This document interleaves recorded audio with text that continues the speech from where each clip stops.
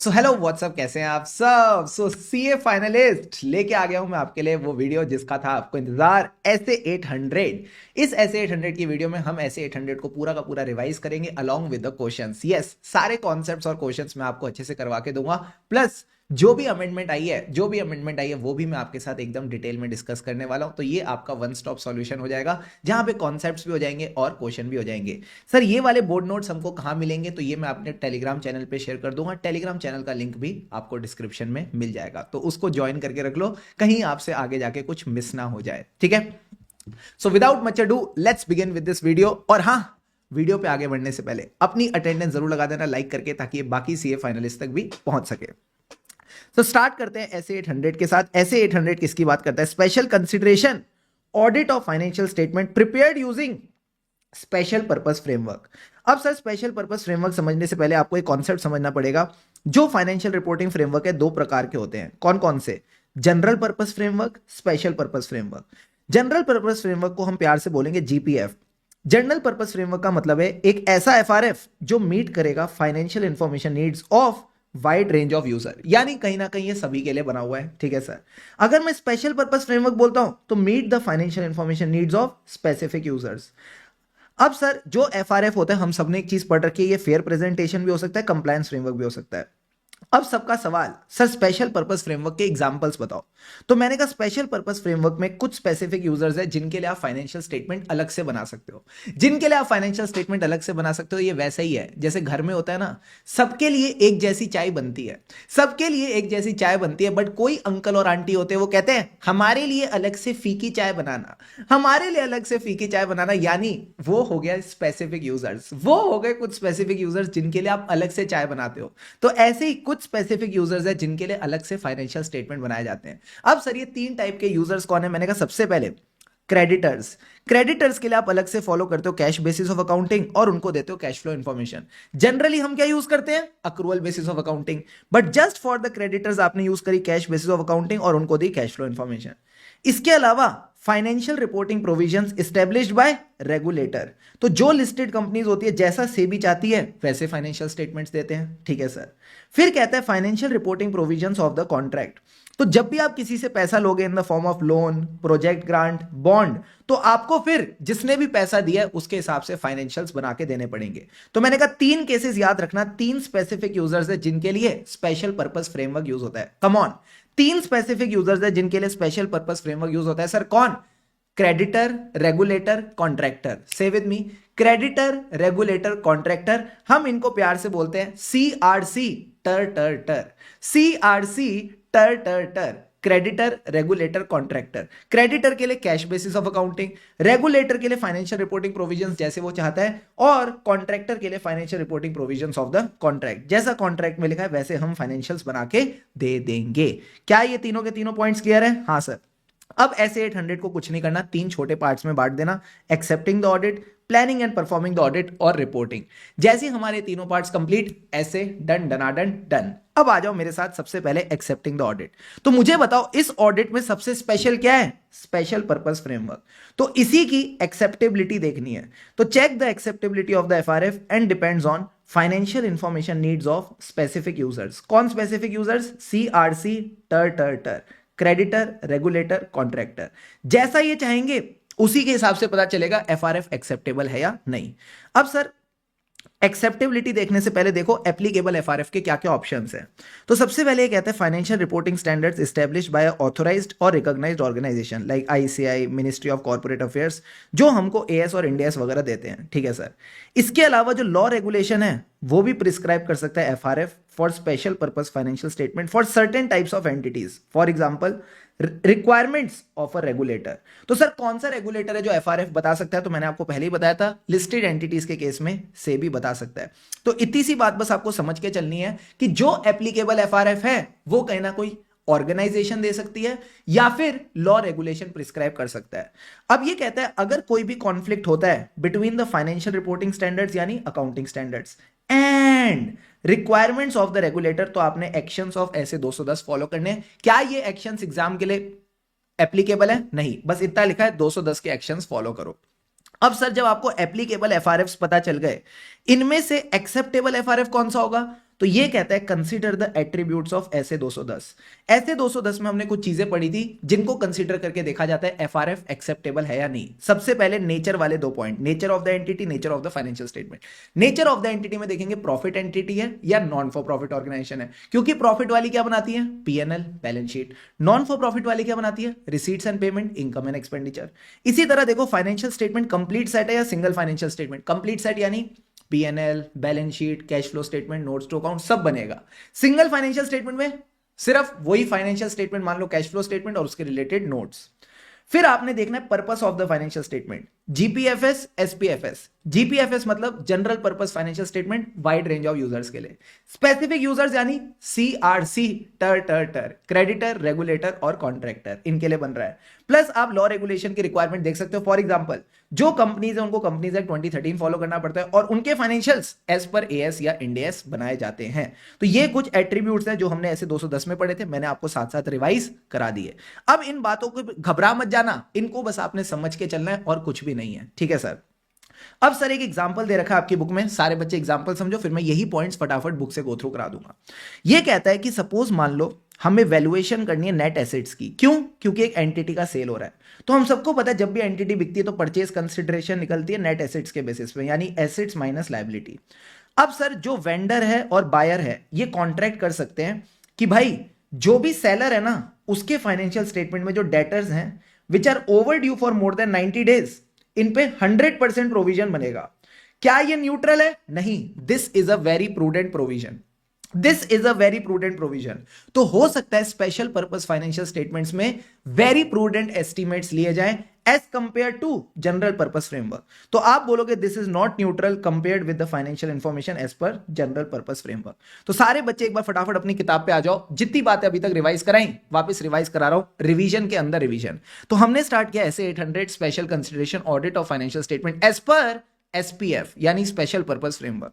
अब ये कहता है स्पेशल पर्पस फ्रेमवर्क और जनरल पर्पस फ्रेमवर्क में क्या फर्क होता है। सबसे पहले ये देख लो, जो एफआरएफ मीट करता है common needs of wide range of user वो है जनरल पर्पस फ्रेमवर्क।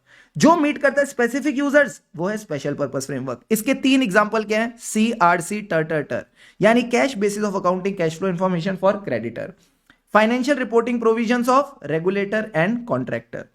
ठीक है सर। अब हमारा फर्स्ट स्टेज आता है एक्सेप्टिंग द असाइनमेंट। ये किस पे डिपेंड करेगा, एक्सेप्टेबिलिटी ऑफ एफआरएफ, जिसमें आपको नीड्स देखनी पड़ेगी ऑफ द इंटेंडेड यूजर्स। ठीक है सर। सबसे पहले देखो एप्लीकेबल एफआरएफ क्या है, जो किसी ऑर्गेनाइजेशन ने बनाया, जो लॉ रेगुलेशन ने बताया। सिंपल सी बात है। हाँ सर। अगर कोई भी कॉन्फ्लिक्ट मिलता है तो आपने लेने एक्शंस एज पर ऐसे 210। बेसिक सी बात, समझ के चलना और कुछ भी नहीं है। फिर ये कहता है सर अगर आपको एक्सेप्टेबिलिटी चेक करनी है तो चेक द एट्रीब्यूट्स ऑफ ऐसे 210। एट्रीब्यूट्स का मतलब शुभम सर ने ऑलरेडी बता दिया कि यही nature of the entity, nature of the financial statement, purpose of the financial statement, law regulation, इन चीजों को कंसीडर करके आप डिसाइड करते हो एक्सेप्टेबल है या नहीं। Very very good. फिर हमने ये एग्जांपल भी पढ़ लिया कि नेट एसेट्स को वैल्यू करने के लिए हो सकता है वो एग्री करे on very prudent estimates for allowance on uncollectible account receivable. Allowance on uncollectible account receivable का क्या मतलब है, प्रोविजन फॉर डाउटफुल डेट। तो हो सकता है ये न्यूट्रल ना हो as compare to general purpose framework. क्या ये पूरा का पूरा पार्ट क्लियर है? हाँ सर, बहुत ही बढ़िया, बहुत ही बढ़िया। अब आ जाओ सारे बच्चे नेक्स्ट पार्ट पे, and this is the most important part. यही कहीं ना कहीं मोस्ट इंपॉर्टेंट पार्ट बन जाएगा इस ऐसे का। सर क्या, planning and performing the audit. Planning and performing the audit में सबसे पहले आपने सारे जितने भी एसेज हैं एप्लीकेबल उनसे कंप्लाई करना है। फिर जो भी उनकी रिक्वायरमेंट्स आपके लिए एप्लीकेबल है उनसे कंप्लाई करना है। अगर आप किसी रिक्वायरमेंट से कंप्लाई नहीं कर पाते, मान लो कोई ऑडिट प्रोसीजर नहीं कर पाते, तो क्या करते हैं हम, ऑल्टरनेट ऑडिट प्रोसीजर करते हैं। क्या ये बेसिक सबको क्लियर है? हाँ सर। अब ये कहता है कुछ एसेज के एग्जांपल्स बता रहे हैं विच require special consideration by the auditor. एक एक एग्जाम्पल को अच्छे से डिटेल में समझते हुए चलना, मजा आएगा। सबसे पहले कहता है ऐसे 320 और 315 का मेल जोल। सारे बच्चे बताओ 320 किसकी बात करता है, मटीरियलिटी। मटीरियलिटी का क्या मतलब होता है, एक बार डेफिनेशन रिवाइज कराओ, कम ऑन। मटीरियलिटी का मतलब होता है इट कैन इन्फ्लुएंस। अगर कोई मटीरियल मिसस्टेटमेंट है तो इसका मतलब क्या है कि सर इससे यूजर ऑफ फाइनेंशियल स्टेटमेंट के डिसीजन को फर्क पड़ता है, इससे यूजर ऑफ फाइनेंशियल स्टेटमेंट के डिसीजन को फर्क पड़ता है, यानी it can influence economic decision of the user of financial statement. तो जब मैं मटीरियलिटी निकालता हूं तो क्या मैं पर्टिकुलर चुन्नू, मुन्नू, सुन्नू, इसके लिए मटीरियलिटी निकालता हूं या wide range of user? Sir हम वाइड रेंज ऑफ यूजर के लिए निकालते हैं। तो सारे बच्चे ध्यान रखना, मटीरियलिटी नॉर्मली किसके बेसिस पे निकाली जाती है? Judgement about the materiality is based on common financial information needs of all the user. Yes और नो? Yes sir. अब जब आप स्पेशल पर्पस फाइनेंशियल स्टेटमेंट्स की मटीरियलिटी निकालोगे तो आप किसकी नीड्स कंसीडर करोगे? सारे यूजर्स की या फिर इंटेंडेड यूजर्स की? सर इंटेंडेड यूजर्स की। तो ये कहते हैं नॉर्मली तो सबकी कंसीडर करते हैं, बट जब आप स्पेशल पर्पस फ्रेमवर्क की बात कर रहे हो, यानी in an audit of special purpose financial statement consider the financial information needs of intended user. क्या ये बेसिक बारीकी समझ आ गई? आ गई सर। अब इसी में इन्होंने डाला तड़का कॉन्ट्रैक्ट का। दिस इज द अमेंडमेंट वाला पार्ट, ध्यान से समझना, मजा आ जाएगा। ये कहता है सपोज अगर कॉन्ट्रैक्ट है, ठीक है, तो ऐसे 315 कहता है auditor should understand the accounting policy. Sir जब आपने हमको 315 पढ़ाया था तो क्या ये बात हुई थी? हाँ। एक मिनट रुको, अभी वापस रिवाइज करा देता हूं। सारे बच्चे एक बार फटाफट ऐसे 315 पे आएंगे। आ गए सर। जैसे ही आप 315 पे आओगे, यहां पे आपको एक टॉपिक मिलेगा, auditor shall obtain understanding of the following, यानी आपको नॉलेज ऑफ द बिजनेस समझना पड़ता है। तो मैं आपको बोलता था जब भी कोई कपड़ा खरीदने जाते हैं तो हम उसके फैब्रिक की अंडरस्टैंडिंग लेते हैं। तो ऐसे ही जब आप ऑडिट करने जाओगे तो आप बिजनेस के फैब्रिन की अंडरस्टैंडिंग लोगे। सर फैब्रिन का मतलब था F for financial performance, A for accounting policy, कि जो selection and application of accounting policy है वो अप्रोप्रिएट है कि नहीं, बी फॉर इसमें क्या क्या बिजनेस रिस्क हैं, are I for relevant industry regulatory and other external factors, and an for nature of the entity. तो मैंने कहा इसी पॉइंट को मैंने ऐसे 800 से रिलेट किया है। This is the interlinking that I have done, कि मैंने एंटिटी की अकाउंटिंग पॉलिसी को समझना है। ठीक है, ठीक है सर। वापिस आ जाओ 800 पे। आ गए सर।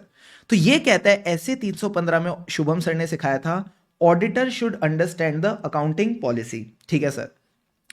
अब अगर आपके फाइनेंशियल स्टेटमेंट कॉन्ट्रैक्ट के हिसाब से बने हैं, क्योंकि आप यहां पे स्पेशल पर्पस फ्रेमवर्क यूज कर रहे हो, हाँ सर, तो स्पेशल पर्पस फ्रेमवर्क पे फाइनेंशियल स्टेटमेंट किसके हिसाब से बनते हैं? सर या तो कॉन्ट्रैक्ट के हिसाब से, या क्रेडिटर के हिसाब से, या रेगुलेटर के हिसाब से, सीआरसी टर। तो अगर फाइनेंशियल स्टेटमेंट कॉन्ट्रैक्ट के हिसाब से बने हैं तो अब आप क्या समझोगे? मैंने कहा अब आप अकाउंटिंग पॉलिसी नहीं समझोगे, अब आप समझोगे significant interpretations of the contract. Now you will understand the significant interpretation of contract. Sir significant interpretation क्या होता है? सिग्निफिकेंट इंटरप्रिटेशन क्या होता है? तो ये कहता है सिग्निफिकेंट इंटरप्रिटेशन वो होती है, यानी अगर मैंने कोई और इंटरप्रिटेशन अडॉप्ट करी, अगर मैंने कोई और इंटरप्रिटेशन अडॉप्ट करी, यानी adoption of another interpretation will lead to material difference in the financial statements.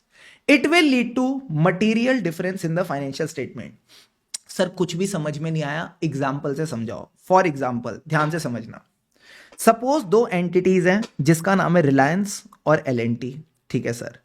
Reliance ने 50 करोड़ रुपए का 50 करोड़ रुपए का कॉन्ट्रैक्ट किसको दिया? एलएनटी को दिया।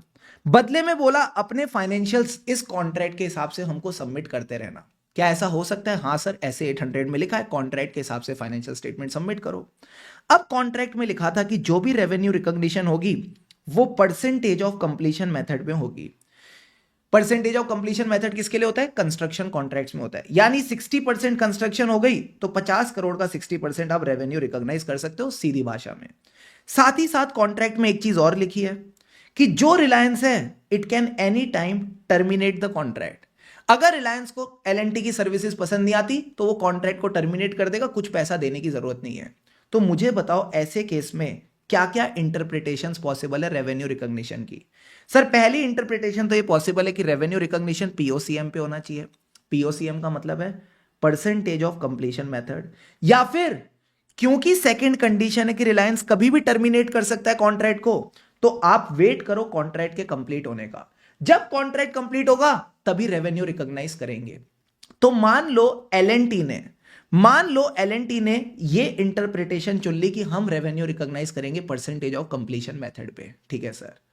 तो एक बात बताओ, अगर ये इस इंटरप्रिटेशन को नहीं चुन के इसको चुनते, क्या फाइनेंशियल स्टेटमेंट में मटेरियल डिफरेंस आ जाते रेवेन्यू रिकॉग्निशन में? हाँ सर। कई साल तो रेवेन्यू रिकॉग्नाइज ही नहीं होता, कई साल रेवेन्यू रिकॉग्नाइज ही नहीं होता, और सारे साल बीतने के बाद कॉन्ट्रैक्ट के कंप्लीशन के बाद रेवेन्यू रिकॉग्नाइज होता है। यस और नो? Yes sir. तो कहीं ना कहीं जब एलएनटी ने ये इंटरप्रिटेशन चुनी कि revenue recognition should be on percentage of completion method, this is a significant interpretation of contract. क्यों? क्योंकि अगर वो ये नहीं चुनता और ये चुनता तो मटेरियल डिफरेंस आ जाता, कहीं ना कहीं मटेरियल डिफरेंस आता फाइनेंशियल स्टेटमेंट में। तो यही बात आपकी यहां पे लिखी हुई है, वापस एक बार वापस गो थ्रू कराता हूं, मजा आ जाएगा। तो ये कहता है एनसे 315 में शुभम सर ने पढ़ाया था, अंडरस्टैंड द अकाउंटिंग पॉलिसी। ठीक है सर। अब क्योंकि फाइनेंशियल स्टेटमेंट कॉन्ट्रैक्ट के हिसाब से बन रहे तो अकाउंटिंग पॉलिसी भी उसी के हिसाब से होगी, यानी understand the significant interpretation of contract. Significant interpretation मतलब जिसके केस में अगर आप कोई और इंटरप्रिटेशन अडॉप्ट करते हैं, adoption of another reasonable interpretation will lead to material difference in the financial statement. क्या ये पूरी की पूरी लाइन अब समझ आ गई? हां sir. Is the part 1 clear? Sir part 1 तो क्लियर हो गया। अब इसी के अंदर एक छोटा सा पार्ट और है, पार्ट नंबर 2।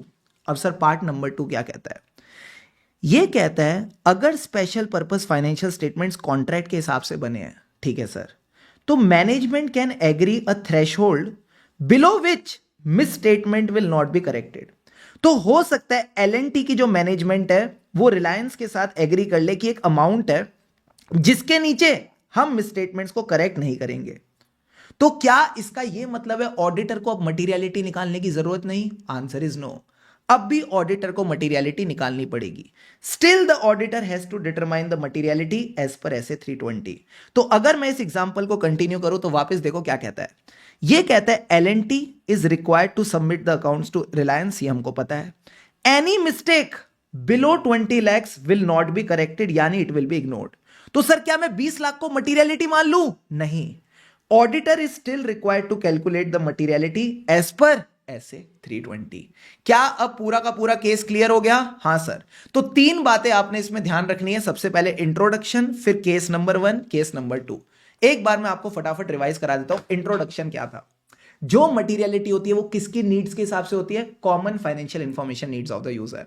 बट क्योंकि आप स्पेशल पर्पस फाइनेंशियल स्टेटमेंट बना रहे हो तो आप किसकी नीड्स कंसीडर करोगे? स्पेसिफिक यूजर्स, CRC, टर, creditor, regulator, contractor.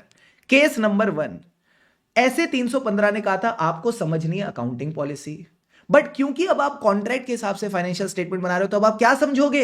Significant interpretation of contract. Significant interpretation का मतलब है कि अगर मैं इस इंटरप्रिटेशन की जगह कोई और इंटरप्रिटेशन लेता तो फाइनेंशियल स्टेटमेंट्स में मटेरियल इंपैक्ट आता। ठीक है सर। अब केस नंबर 2, अगर इनके कॉन्ट्रैक्ट में लिखा है कि इस अमाउंट के नीचे हम मिसस्टेटमेंट को ठीक नहीं करेंगे, इस अमाउंट के नीचे मिसस्टेटमेंट को ठीक नहीं करेंगे, यानी a threshold below which misstatement will not be corrected, do I still need to calculate the materiality? Answer is yes. Auditor is still required to calculate the materiality as per SA 320। Clear है boss? Clear है sir. तो यहां आपका ऐसे 320 और 315 वाला part done done done. Now sir एक 2 छोटे केस और हैं। सबसे पहले ऐसे 260 की बात करते हैं। 260 talks about communication with TCWG। तो ये कहता है ऐसे 260 में लिखा है आपको डिसाइड करना है कौन है वो appropriate persons in the governance structure जिनके साथ आप कम्युनिकेट करोगे। अब TCWG का काम क्या था? ओवरसाइट करना, oversight the financial reporting process. अब एक बात बताओ, क्या GPFS और SPFS का जो फाइनेंशियल रिपोर्टिंग प्रोसेस है अलग होगा? हां। जनरल पर्पस फाइनेंशियल स्टेटमेंट अलग तरह से बनेंगे, स्पेशल पर्पस अलग तरह से बनेंगे। क्योंकि इनका फाइनेंशियल रिपोर्टिंग प्रोसेस अलग है तो ओवरसाइट रखने वाले भी लोग भी अलग हो सकते हैं। हां, ओवरसाइट रखने वाले भी अलग हो सकते हैं। मैंने कहा नहीं पक्का पक्का होंगे, मैं कह रहा हूं हो सकते हैं। हो सकता है ओवरसाइट रखने वाले लोग अलग हो। तो ये कहते हैं those responsible for the oversight of SPFS may be different from GPFS। कहीं ना कहीं SPFS वाले लोग जो इस पे नजर रख रहे हैं वो GPFS वालों से अलग हो सकते हैं। क्लियर है बॉस? क्लियर है सर। ऐसे 700 में सिंपल सी बात है, forming an opinion and reporting on financial statement. जो यहां तक बताया एक बार फटाफट आपको बुक से भी गो थ्रू करा देता हूं तो बढ़िया वाला मजा आ जाएगा। सारे बच्चे इधर देखो, considerations when planning and performing the audit. तो सबसे पहले बेसिक्स है जिनको आपने बस रीड करके चलना है। ऐसे 200 कहता है ऑडिटर को कंप्लाई करना चाहिए with all the ethical requirement including independence. Ethical requirement मतलब जो भी कोई प्रोफेशनल में क्वालिटीज होनी चाहिए, confidentiality, objectivity, integrity, professional competence, due care, professional behaviour, ठीक है सर। प्लस जितने भी ऐसे रेलिवेंट टू ऑडिट है उनसे कंप्लाई करो। फॉर एग्जांपल अगर इंटरनल ऑडिटर की बात करूं, कंपनी में इंटरनल ऑडिटर ही नहीं है तो फिर ऐसे 610 भी नहीं लगेगा, ठीक है सर। फिर ये कहता है comply with each requirement of the ऐसे अनलेस इंटायर ऐसे और requirement is not relevant. For example ऐसे 501 ने कहा था इन्वेंट्री काउंट अटेंड करना, कब? अगर इन्वेंट्री मटेरियल है, तो अगर इन्वेंट्री मटेरियल नहीं तो मैं अटेंड भी नहीं करूंगा अकाउंट, ठीक है सर। ये बेसिक बातें समझ आती है ना? हाँ सर। कहता है एक्सेप्शनल सर्कमस्टेंस में जब आप मेन ऑडिट प्रोसीजर ना कर पाओ तो ऑल्टरनेट कर लेना। तो मान लो डेटर और क्रेडिटर से कंफर्मेशन नहीं मिलती तो हम क्या करते थे? Alternate procedure. तो इन बातों को तो सिर्फ रीड करके चलना और कुछ करने की जरूरत नहीं है। अब आता है मसाला। सारे के सारे बच्चे मसाले पे फोकस करेंगे। Come on the board. सबसे पहले हम 3 एसेस के स्पेशल सर्कमस्टेंस कंसीडर कर रहे हैं, 320, 260 और 700। 320 की बात करते हैं। Judgement about the matters material is based on the common financial information needs of the user. But क्योंकि आप एसपीएफएस को ऑडिट करो तो आप कंसीडर करोगे नीड्स ऑफ इंटेंडेड यूजर। अब इसमें लगा ला मसाला ऐसे 315 का कि शुभम सर ने कहा था understand the accounting policy, but क्योंकि आपके फाइनेंशियल स्टेटमेंट कॉन्ट्रैक्ट के हिसाब से बने हैं तो अंडरस्टैंड अकाउंटिंग पॉलिसी नहीं, understand the significant interpretation of contract. अब इंटरप्रिटेशन सिग्निफिकेंट तब है जब आप कोई और रीजनेबल इंटरप्रिटेशन लेते तो मटेरियल डिफरेंस आ जाता, ठीक है सर। केस नंबर 1 तो हम सबको क्लियर हो गया। अब केस नंबर 2, अगर कॉन्ट्रैक्ट में ऐसा लिखा है कि जो इंटेंडेड यूजर्स हैं उनके साथ आपने एग्री किया है कि इस अमाउंट के नीचे हम मिसस्टेटमेंट को करेक्ट नहीं करेंगे, तो क्या ऑडिटर मटीरियलिटी नहीं निकालेगा? मैंने कहा नहीं, ऑडिटर को फिर भी मटीरियलिटी निकालनी पड़ेगी एज पर ऐसे 320। अब ये कहता है कि टीसीडब्ल्यूजी के केस में ऐसे 260 कहता है पहचानो कौन है TCWG, identify the appropriate person in the governance structure जिनसे कम्युनिकेट करना है। कई बार टीसीडब्ल्यूजी ही मैनेजमेंट भी हो सकती है, ठीक है सर। अब जब जीपीएफएस का भी होते हैं, जीपीएफएस मतलब जनरल पर्पस फाइनेंशियल स्टेटमेंट भी बनते हैं, तो जो रिस्पॉन्सिबल है for the oversight of SPFS they may be different from those responsible for GPFS. यानी इन दोनों के टीसीडब्ल्यूजी अलग अलग हो सकते हैं। समझ गए सर। फिर ऐसे 700 कहते हैं forming an opinion reporting on the financial statement as per SA 700। अब सर 700 में क्या क्या नई चीजें आई हैं, रेडी हो जाओ। 700 में क्या क्या चीजें नई आई हैं, रेडी हो जाओ। सारे बच्चे यहां पे फोकस करना, मजा आएगा, ठीक है सर। ऑडिट रिपोर्ट के स्पेशल पॉइंट्स ये सारे एग्जाम पॉइंट ऑफ व्यू से इंपॉर्टेंट है। सबसे पहले हम जनरली 700 में क्या देखते थे? Check if the financial statement adequately describe the applicable FRF. हमारे यहां पे एप्लीकेबल एफआरएफ किस पे डिपेंड करता है? कॉन्ट्रैक्ट पे। तो अब आप चेक करोगे if the financial statement are as per the contract they adequately describe significant interpretation of the contract. Significant interpretation का क्या मतलब है? कोई और इंटरप्रिटेशन ली होती तो फाइनेंशियल स्टेटमेंट में मटेरियल डिफरेंस आ जाता। ये बेसिक बात समझ गए सर। प्लस ये कहता है audit report should also describe, क्या क्या बताना चाहिए? स्पेशल पर्पस फाइनेंशियल स्टेटमेंट है, हां तो पर्पस बताओ। ओ, तुमने स्पेसिफिक यूजर्स के लिए बनाया है, हां इंटेंडेड यूजर्स बताओ। एंड साथ ही साथ इसको लेके एसपीएफएस में नोट होगा तो उस नोट को भी आप रेफर करके चलोगे।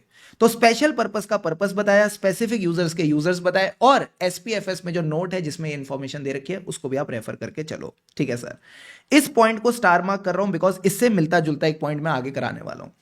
अगर मैनेजमेंट के पास चॉइस ऑफ एफआरएफ्स है तो जो ऑडिट रिपोर्ट में सेक्शन आता है ना मैनेजमेंट रिस्पॉन्सिबिलिटी वाला, हाँ वहां पे you will also refer to the responsibility of determining applicable FRF. ये एमसीक्यू में आ सकता है। अब अगर आप कैन भी कम्युनिकेट करो इन द ऑडिट रिपोर्ट तो ऐसे 701 भी अप्लाई होगा। प्लस ये कहता है ऐसे 720 का गेम क्या है? तो सारे बच्चे मुझे बताओ ऐसे 720 किसकी बात करता था? ऐसे 720 किसकी बात करता था सर? वो बात करता था एनुअल रिपोर्ट की। तो अगर आपके जो फाइनेंशियल स्टेटमेंट हैं और जो बातें एनुअल रिपोर्ट में लिख रखी हैं इनके बीच में कोई मटेरियल डिफरेंस होता है तो ऐसे 720 बोलता है कि उसको देख के चलो कुछ है तो नहीं। तो 720 बस ये कहता था एनुअल रिपोर्ट को रीड कर लो, ये देखने के लिए कि फाइनेंशियल स्टेटमेंट और एनुअल रिपोर्ट में कोई मटेरियल डिफरेंस तो नहीं है। इतनी सी बात हमने सीखी थी, हाँ सर। तो यहां पे ये कह रहा है कि सपोज अगर कोई रिपोर्ट है जिसके अंदर एसपीएफएस आ रहा है, जिसके अंदर एसपीएफएस की इंफॉर्मेशन आ रही है, तो उस रिपोर्ट को आप एनुअल रिपोर्ट मान लोगे एज पर ऐसे 720। क्या ये बेसिक बात समझ आती है? हाँ सर। अब सर एक बात बताना, जो मेरी ऑडिट रिपोर्ट है जनरल पर्पस फाइनेंशियल स्टेटमेंट वाली, उसमें मुर्ग सेक्शन है, material uncertainty related to going concern. ठीक है sir, material uncertainty related to going concern वाला सेक्शन मैंने डाल रखा है, मतलब एंटिटी में कोई मटेरियल अनसर्टिनिटी है गोइंग कंसर्न को लेकर, तो मैंने ये सेक्शन डाल दिया। ठीक है, अब इसके बारे में मैं रेफरेंस अपनी ऑडिट रिपोर्ट में देना चाहता हूं फॉर एसपीएफएस, तो कौन सा पैरा डालूं sir? Emphasis of matter para तो नहीं डाल सकते। क्यों? एम्फेसिस ऑफ मैटर तब डाला जाता है जब आपको रेफर करनी होती है कोई चीज जो फाइनेंशियल स्टेटमेंट में आ रही है, ऑडिट रिपोर्ट में नहीं आ रही, तो ईओएम पैरा तो नहीं आएगा, तो कौन सा पैरा आएगा? ओम पैरा। अब इस ओम पैरा के थ्रू आप बोल सकते हो देयर इज अ मुर्ग para in the audit report of GPFS. क्या ये कॉन्सेप्ट समझ आया? हाँ सर। फिर sir last and the most important point, अगर आपको यूजर्स को अलर्ट करना है, क्यों? क्योंकि financial statement special purpose framework के हिसाब से बने हैं, तो कैसे अलर्ट करोगे? तो सबसे पहली बात, अलर्ट करना क्यों है? अलर्ट करना क्यों है तो मैं आपको बताता हूं। ये जो स्पेशल पर्पस फाइनेंशियल स्टेटमेंट होते हैं, हाँ सर, कई बार ये कंपनी की वेबसाइट पे वैसे ही पड़े हुए होते हैं, कई बार ये रेगुलेटरी अथॉरिटीज की वेबसाइट पे भी पड़े होते हैं, तो हो सकता है स्पेसिफिक यूजर्स के अलावा, हो सकता है स्पेसिफिक यूजर्स के अलावा कोई और भी इन फाइनेंशियल्स को देख ले, तो उन और लोगों को जिनके लिए फाइनेंशियल बने नहीं है, उनको समझाना जरूरी है कि ये सबके लिए नहीं है, उनको समझाना जरूरी है कि ये सबके लिए नहीं है, सिर्फ और सिर्फ स्पेसिफिक यूजर के लिए है। तो देखो क्या कहता है, आप एक बात समझना, जो स्पेशल पर्पस फाइनेंशियल स्टेटमेंट है they can be used for other purpose. क्यों सर?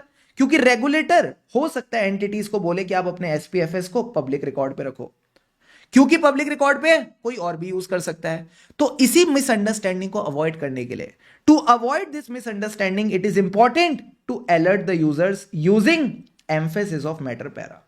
आप emphasis of matter para use करोगे जिसमें आप बताओगे कि फाइनेंशियल स्टेटमेंट स्पेशल पर्पस के हिसाब से बने हैं, एसपीएफ के हिसाब से बने हैं, क्योंकि स्पेशल पर्पस फ्रेमवर्क के हिसाब से बने हैं, so may not be suitable for any other purpose. क्या पर्पस वाली बात क्लियर है? हाँ सर।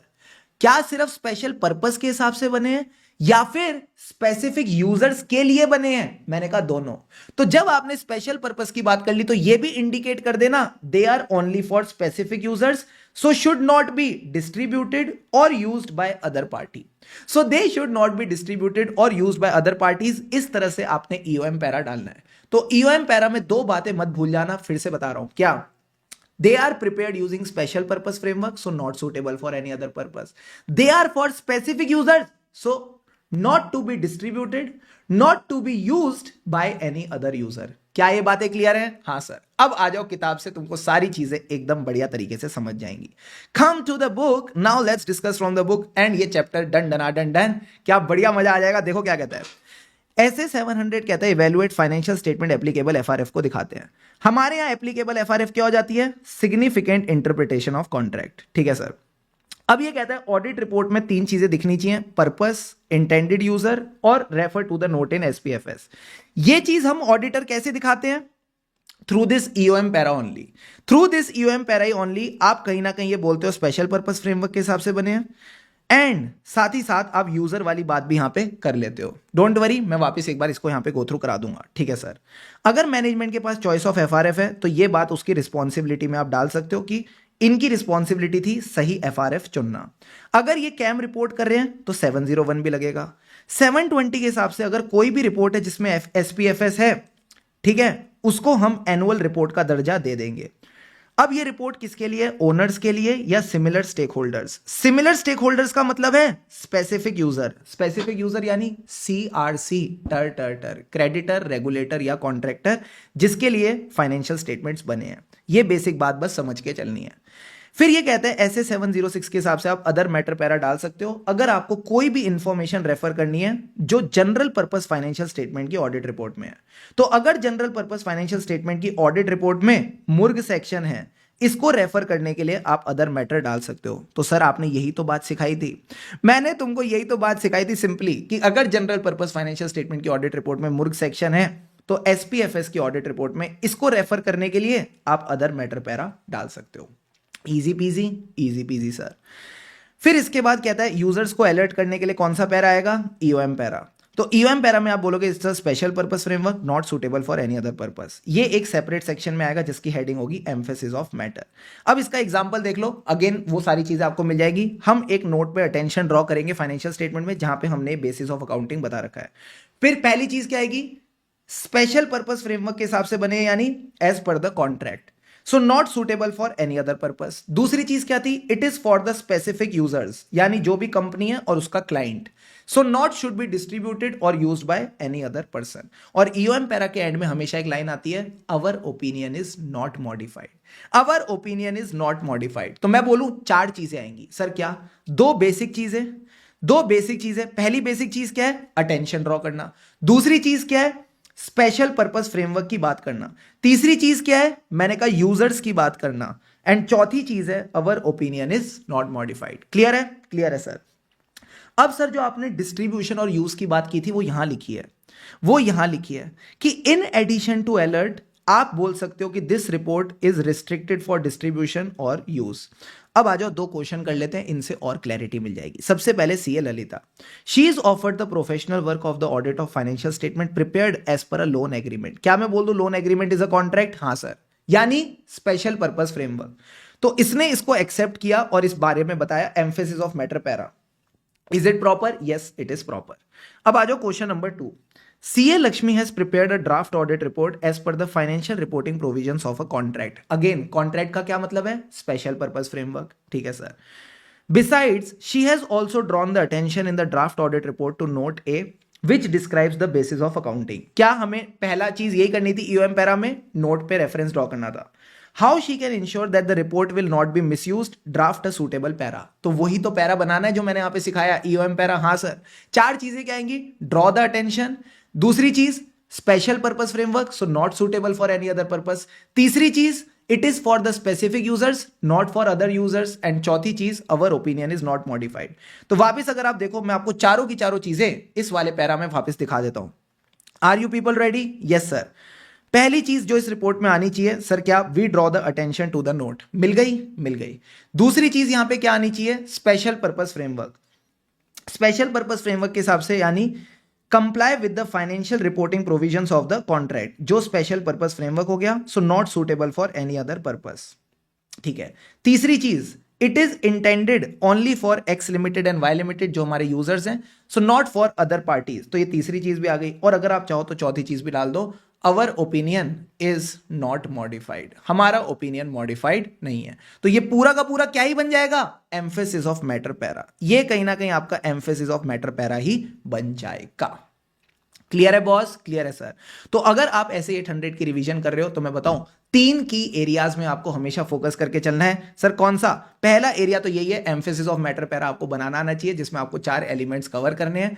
दूसरा एरिया जो आपको पता होना चाहिए कि भाई अब जो जीपीएफएस में कोई ऐसी चीज है जिसको आपको रेफर करना है एसपीएफएस की ऑडिट रिपोर्ट में, तो फिर आप अदर मैटर पैरा डालोगे। एंड तीसरी और मोस्ट इंपॉर्टेंट चीज जो है वो यही है कि भाई examples of SAs which require special consideration by auditor. तो एक एग्जांपल आ गया 320 और 315 वाला, दूसरा आ गया 260 वाला कि दोनों के टीसीडब्ल्यूजी अलग अलग हो सकते हैं, जीपीएफएस के भी और एसपीएफएस के भी। एंड तीसरे पॉइंट में आप एसए 700 का बस वन लाइनर ये रेफरेंस दोगे, forming an opinion and reporting on financial statements. यहां आपकी एसए 800 की revision along with the amendment in detail and with all the question gets done. I hope you enjoyed this session. Comment करके जरूर बताना कैसा लगा, and yes stay tune for more such sessions. तब तक के लिए हम राही ऑडिट के फिर मिलेंगे चलते चलते। अभी तक वीडियो को लाइक नहीं किया तो do like it, and yes stay subscribe to the channel for more such videos. CRC टर क्रेडिटर रेगुलेटर कॉन्ट्रैक्टर। मिलते हैं आपसे नेक्स्ट सेशन में।